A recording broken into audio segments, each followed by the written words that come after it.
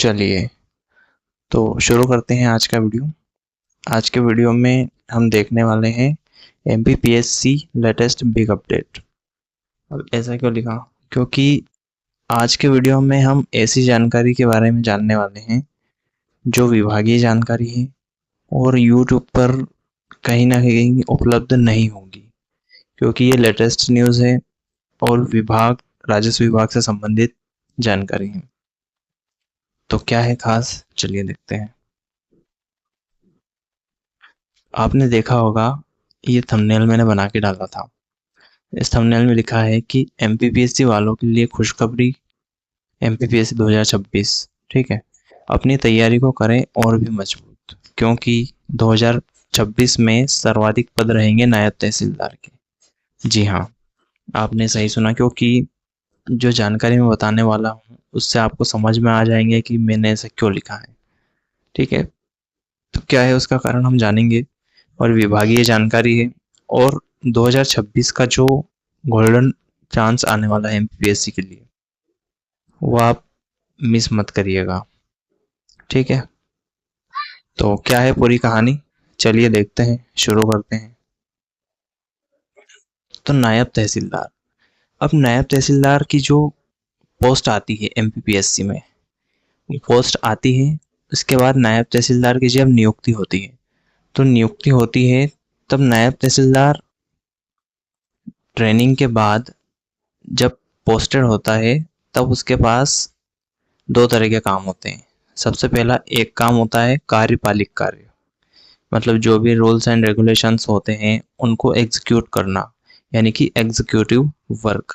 ठीक है, और दूसरा काम होता है दांडिक कार्य, यानी कि आपने देखा होगा नायब तहसीलदार की गाड़ी पे लिखा रहता है कार्यपालिक मजिस्ट्रेट। ठीक है, तो वो दांडिक कार्य, यानी कि जब उसकी कोर्ट लगती है तब दांडिक कार्य करता है, तब उसको बोलते हैं मजिस्ट्रेटियल वर्क। जब वो करता है तब नायब तहसीलदार दोनों तरह के कार्य करता है, और दोनों तरह के कार्य को करने के लिए एक ही नायब तहसीलदार की नियुक्ति होती थी अभी तक। ठीक है, जहां तक आपको पता है और सबको यही जानकारी अभी तक उपलब्ध है।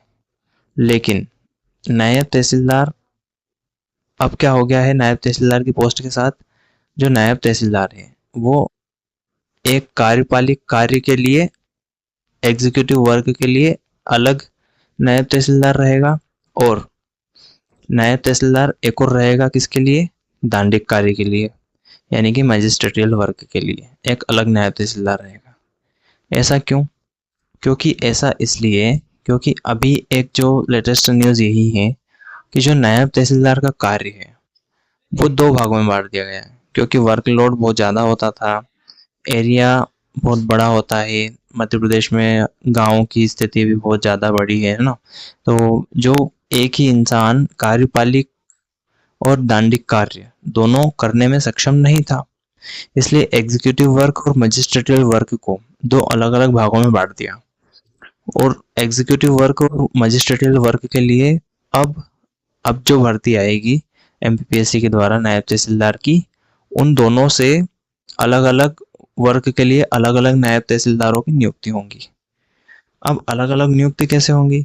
तो अलग अलग नियुक्ति ऐसे, मतलब अलग अलग दोनों पोस्ट के लिए अलग अलग नियुक्ति नहीं होगी, नियुक्ति नायब तहसीलदार की ही होगी।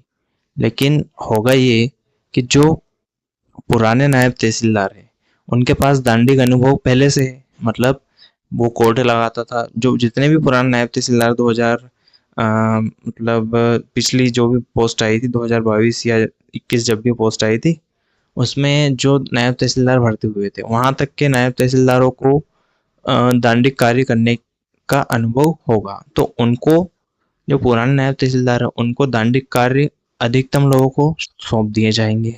ठीक है, और अब जो नायब तहसीलदार की नियुक्ति होगी नई, उसमें कार्यपालिक कार्य उनको सौंप दिए जाएंगे, क्योंकि उनको भी सौंपेंगे दांडिक कार्य, लेकिन अभी उनको डायरेक्ट कार्यपालिक कार्य सौंपेंगे, क्योंकि दांडिक कार्य को करने के लिए थोड़ा अनुभव चाहिए होता है।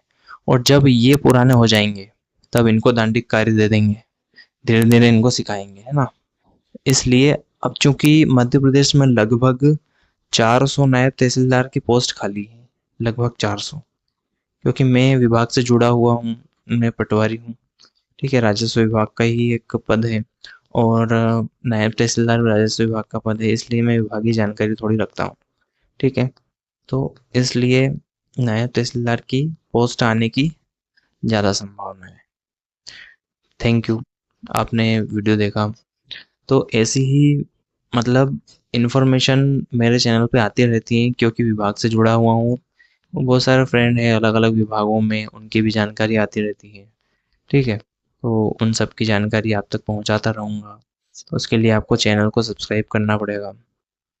ठीक है, क्योंकि इन्फॉर्मेशन तो आएगी लेकिन चैनल पर आएगी और वो आप तक नहीं पहुंच पाएगी।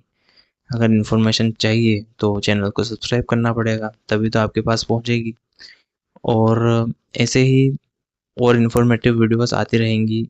इस वीडियो को भी ज़रा शेयर कर दीजिएगा, क्योंकि एमपीपीएससी वालों को, अधिकतर लोगों को ये चीज़ नहीं पता है। ठीक है, तो आज के वीडियो में तो बस इतना ही था। लेकिन हाँ, एमपीपीएससी 2026 एमपीपीएससी वालों के लिए गोल्डन अपॉर्चुनिटी रहने वाली है, क्योंकि इसमें समय भी अच्छा मिल गया है और पोस्ट भी अच्छी खासी आने वाली है। क्यों? क्योंकि पिछले कई सालों से भी वैकेंसी बहुत कम आ रही है ना? तो ठीक है, धन्यवाद।